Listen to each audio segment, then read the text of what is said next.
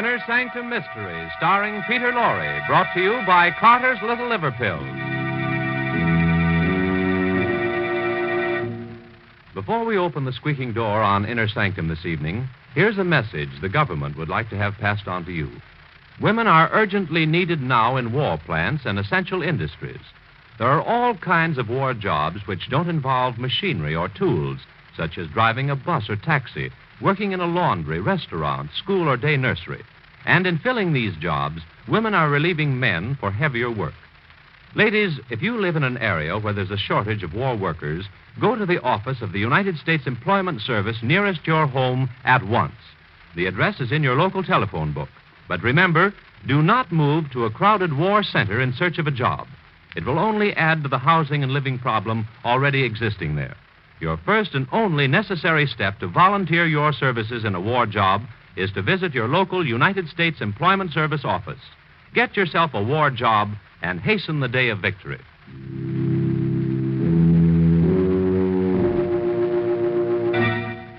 And now we open the squeaking door.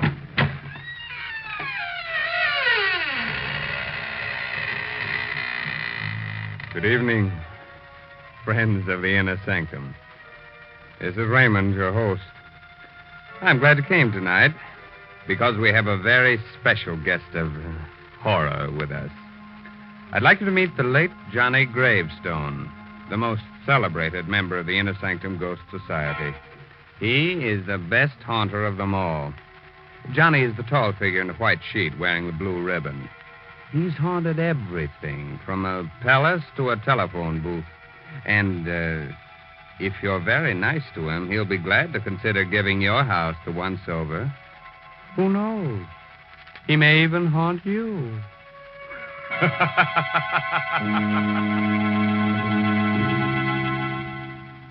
Tonight's Inner Sanctum story, The Black Seagull, is an original radio drama by Sigmund Miller and stars Peter Lorre in the role of Richard Blake. It's produced under the direction of Hyman Brown. Inner Sanctum Mysteries are brought to you by Carter's Little Liver Pills. When you feel dull, headachy, sluggish, take Carter's two-way treatment to, first, start your liver bile flowing quickly. Second, get comfortable relief from irregularity.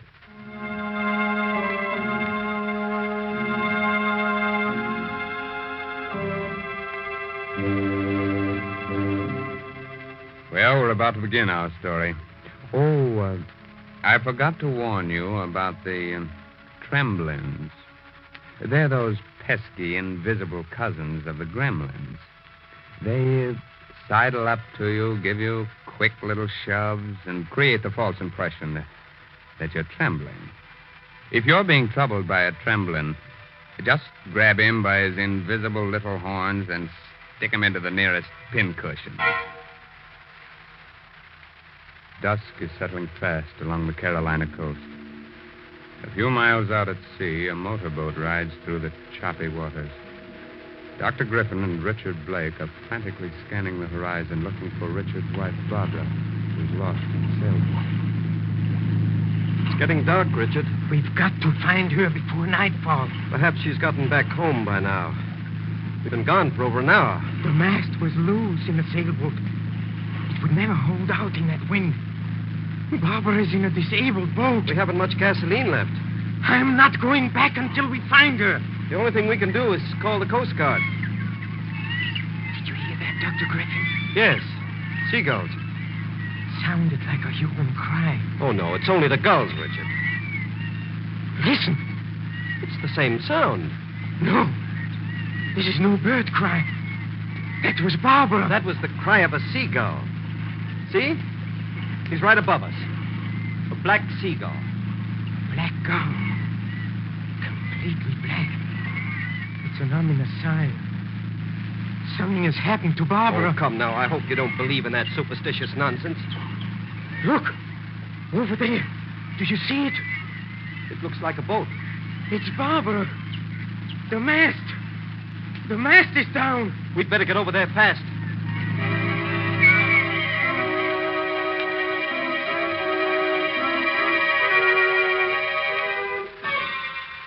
Here. Help me put her on the couch. Dr. Griffin, please, you've got to do something. I'll do everything I can. Pretty bad. Concussion. The mast. It must have come loose and struck her. Please, Dr. Griffin, you've got to bring her back. She may come to any second. Or she may never come out of it. No. It isn't true. I wish it weren't. Her skull is crushed. The injury is a fatal one. No. It's only a surface wound. Perhaps an operation. We can get her to a hospital. Look, she's coming too. Please, Richard. There isn't a chance. Richard. Yes, darling. Oh, it wasn't my fault. The mast, it broke in the wind. Don't talk, my darling. I'm so sorry, Richard. Don't be unhappy.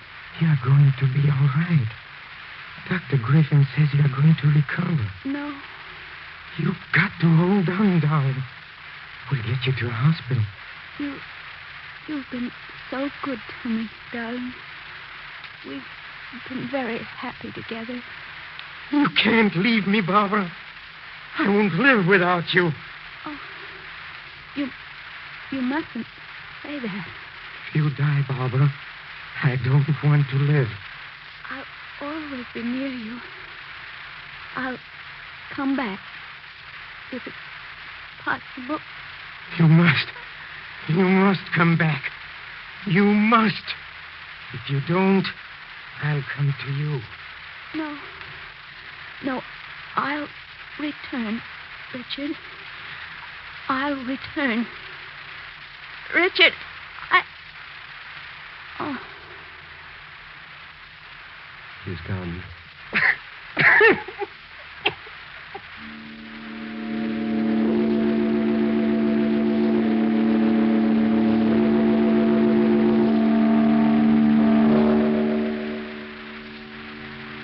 The men are ready to lower the coffin, Richard. You wish to pay your final respects? Final respects. This isn't the end. It's the beginning. Do you understand? The beginning. Barbara isn't gone.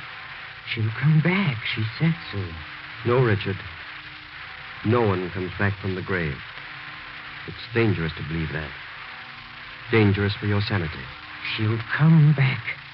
She didn't lie. All right, men. Lower the body. Did you hear that? Yes. The seagulls again. That wasn't a seagull. I told you. That was Barbara's voice. Please, Richard. It's only a gull. No, it's her. She's calling to me. She promised to return. You see, Barbara didn't fail me. You must stop this, Richard. You'll wind up in an asylum. You're a fool, Dr. Griffin. Lower the coffin, That was men. her voice. No. Don't lower it. That sound came from the coffin. She might even be alive. She's dead, Richard. I want that coffin opened. We can't do that, Richard. There's no way of opening it now. We'll pry it open. Don't try to stop me, Dr. Griffin. All right. We'll open it. Here, one of you men. Break the seals at the top of the coffin. For heaven's sakes, hurry. It will only be worse for you, Richard, if you look at poor Barbara again. Will you tell the man to hurry?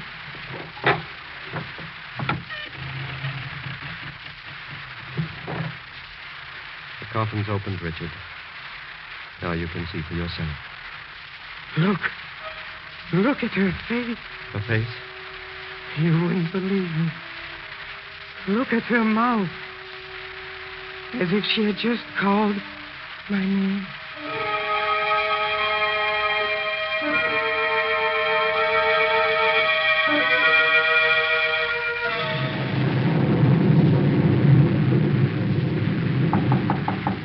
Who is there? Dr. Griffin. Come in. The door is open. Oh. You took me by surprise, Richard. I didn't expect you to be sitting so close to the door. I'm sorry I startled you, Dr. Griffin. I just thought I'd drop in before I went to bed. Are you waiting for someone? Yes, I am. What are you sitting in the dark for? Where's the light switch? I don't want any light. I prefer sitting in the dark. Richard, you're becoming very morbid. Don't you think you ought to get to bed? It's nearly midnight. Midnight. Yes. That's the time she'll come back. You really believe Barbara will come back? Yes. I'm sure she will. Well, we'll see. She'll come. If she does, it'll only be in your mind. Please be quiet.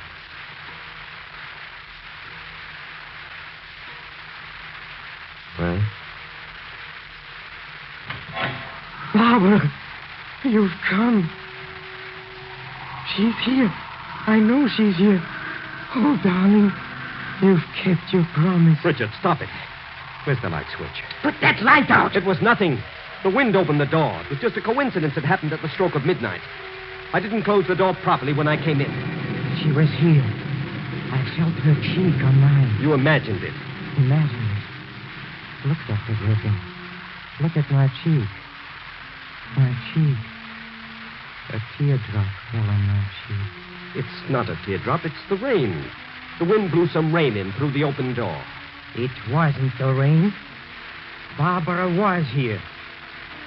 If you hadn't put on the lights, I would have seen her.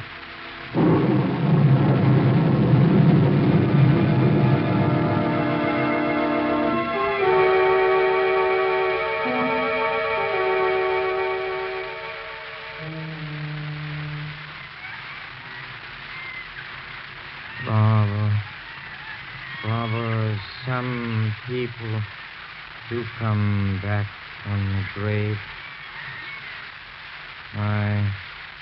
I heard about such cases.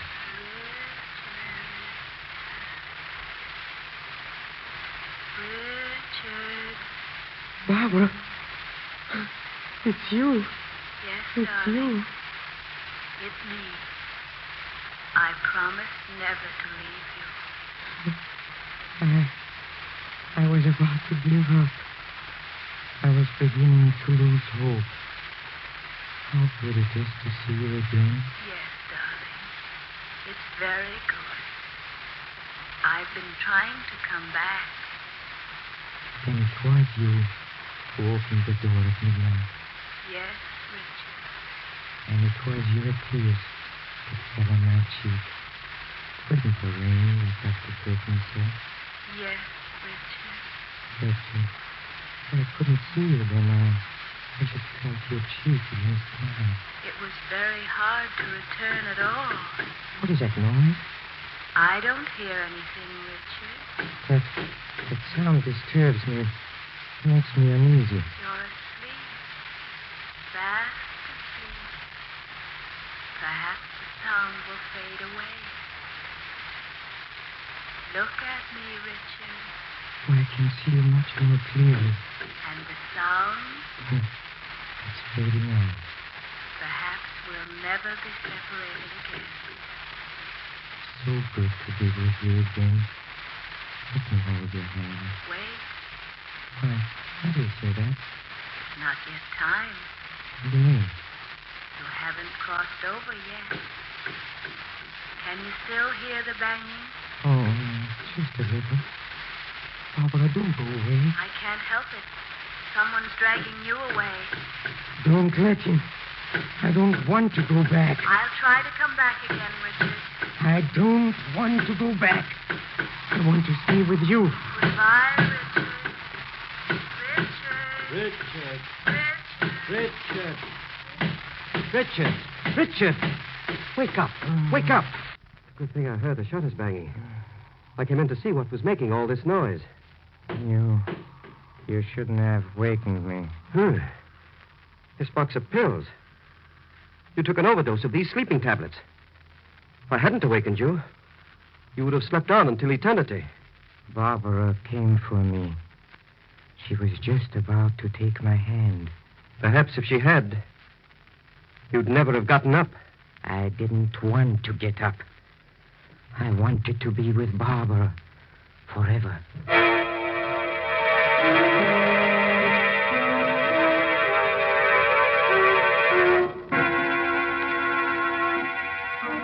Well, Dr. Griffin should be awarded the Order of the Inner Sanctum for saving the life of Richard Blake. If it weren't for the good man, our story would have come to an end in the middle of the program. And that would have been very inconvenient for all of us. As a reward, perhaps we'll just wound Dr. Griffin a little bit instead of polishing him off. But until we make up our minds, here's a gentleman with an important message for you.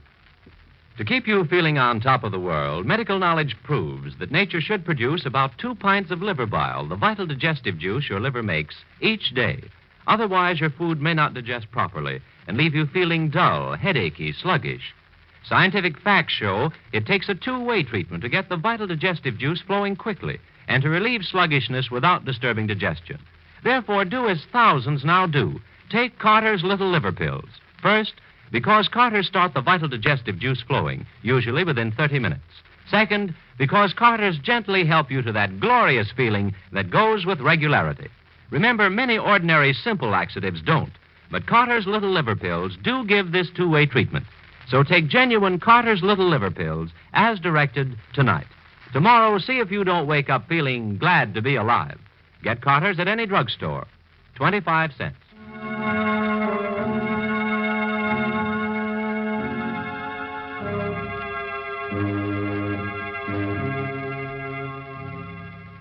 Now we're ready to continue with our strange story.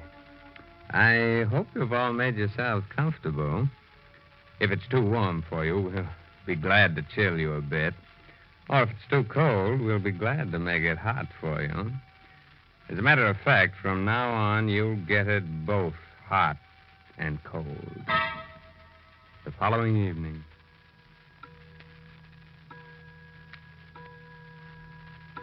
Barbara, you must come back to me. Barbara. Barbara. Can you hear me? Perhaps she can't get in. She said it was hard for her to come back. I'll open the door. Barbara. For a moment, there was a shadowy figure at the door. I did see something. She's here. Oh, it's you, Kitty. Barbara's pet. Haven't seen you since Barbara died. Come here, Kitty.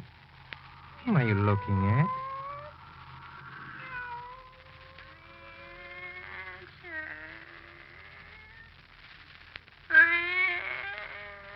Barbara! Richard. Where are you? Right here. Your voice is so faint.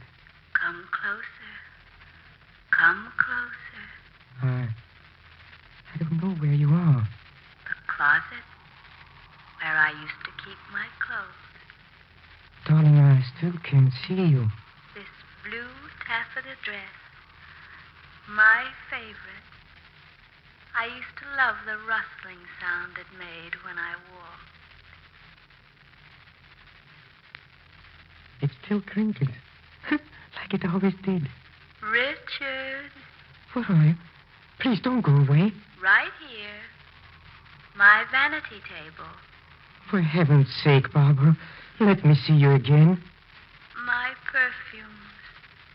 They're all here. Nothing has been touched, darling. Here's my favorite. Wild heather. I'll never wear it again. Barbara, please don't go. Where are you? I'm everywhere in this room. Everywhere.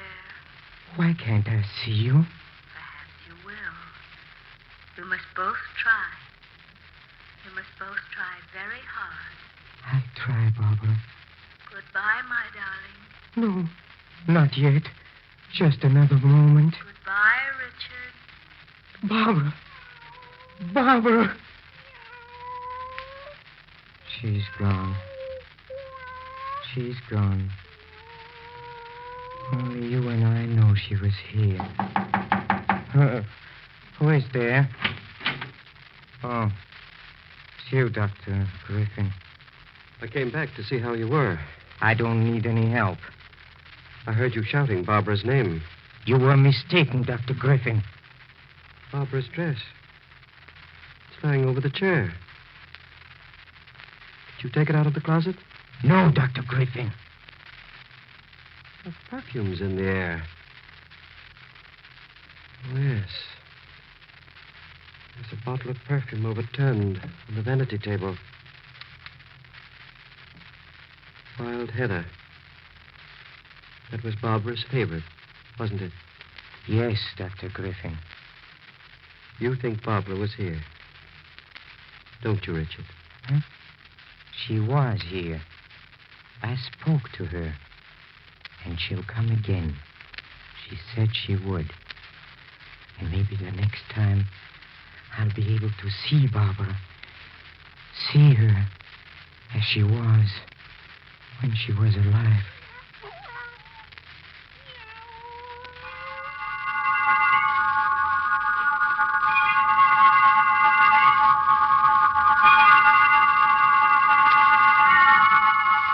I know you don't want visitors, Richard, but you shouldn't be alone.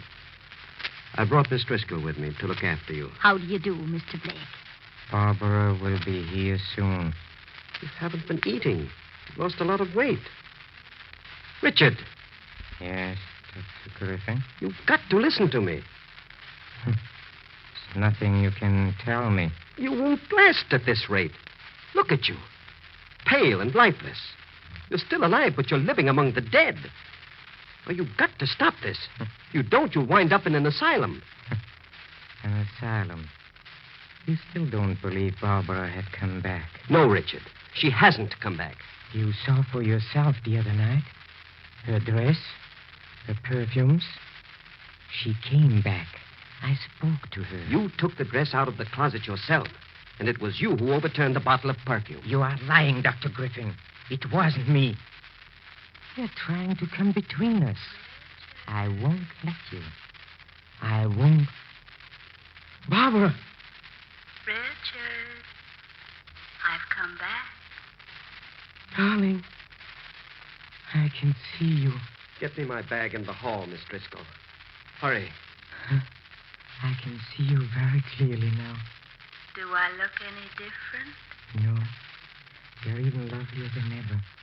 Richard. We've got to meet each other halfway.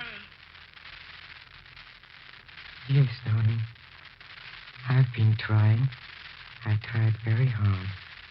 I've brought some friends. They all want to meet you. Friends? Yes. This is Fred Rankin. You remember him? Hello, Fred.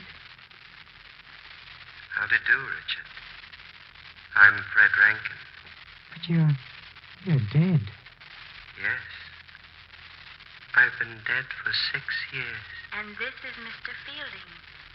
Remember him? He was your neighbor once, killed by an automobile. Yes. I've been dead for a long time. Ever since you were a young boy, Richard. And this is Mary Schofield, the girl you went to school with. Barbara! Barbara, watch out. The mast. It's falling. It's falling. Richard, help me. Help me. Help me. It's Barbara. It's Barbara. She's out there in a boat. The mast is gone. I've got to save her before it's too late. You're not going anywhere. There's no one calling you. Nurse, help me get him back into bed. Let me go. Let me go. You're staying here with Let me. me go. Come back. Come back, Richard.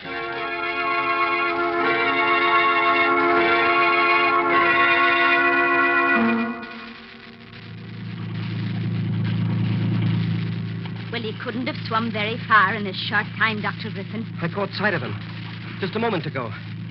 Oh, there he is. Yes, I see him. Yes, but he's going down. He's going down. Merciful heavens. Did you see?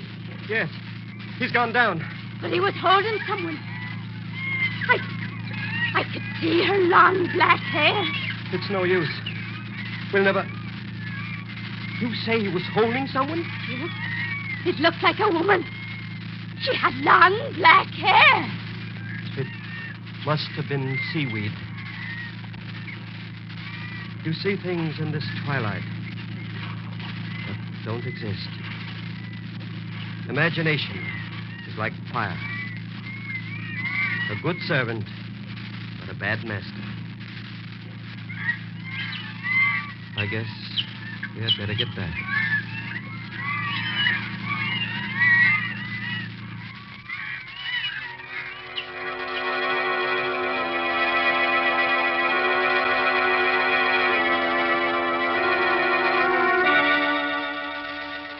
Well, Dr. Griffin lost the good fight. Mm-hmm. He was gull crazy. But that was no gull. That was Richard's wife. Anyway, the Inner Sanctum Ghost Society is mad at Dr. Griffin because he's interfering with the drive for new members. Say, by the way, if you should hear the wild cry of birds in your next dream, don't be alarmed. It's just that spring is on its way. Be sure to read this month's Inner Sanctum mystery novel, The Smell of Money, by Matthew Head, on sale at all bookshops. It's enough to make you shudder when you see what a boy or a girl can put in his or her stomach. Things you know would lay you low, yet they bounce out of bed in the morning just a raring to go. That's youth for you. Yet thousands of people who should feel terrible tomorrow morning, considering the way they've insulted their digestive systems this weekend, may feel like a million tomorrow morning, because tonight they're going to act on a piece of advice from the Book of Medical Knowledge. For medical knowledge proves that nature should produce about 2 pints of the vital digestive juice your liver makes each day. Otherwise, your food may not digest properly and leave you feeling dull, headachy, sluggish. Scientific facts show it takes a 2-way treatment to get the vital digestive juice flowing quickly and to relieve sluggishness without disturbing digestion. Therefore, do as thousands now do. Take Carter's Little Liver Pills to get this 2-way treatment you may need. First, Carter's start the vital digestive juice flowing, usually within 30 minutes. Second, Carter's gently help you to that glorious feeling that goes with regularity. Remember, many ordinary simple laxatives don't, but Carter's Little Liver Pills do give this 2-way treatment. So take genuine Carter's Little Liver Pills as directed tonight. Tomorrow, see if you don't wake up feeling glad to be alive. Get Carter's at any drugstore. 25 cents.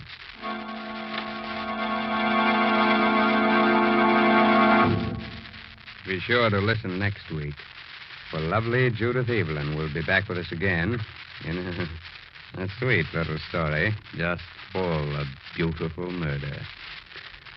Well, now it's time to close the squeaking door of the Inner Sanctum until next week. So, good night. Pleasant dreams.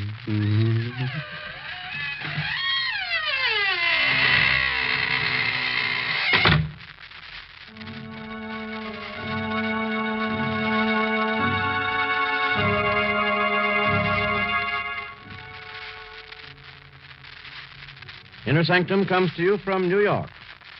This is the Blue Network.